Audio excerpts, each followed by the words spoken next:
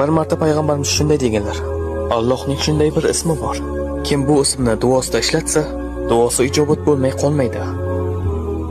Bir kuni Anas roziyallohu anhu shunday dedilar: Men payg'ambarimiz sollallohu alayhi vasallam bilan masjidda o'tirganimizda bir kishi namozni tugatdi va yana ruku qildi.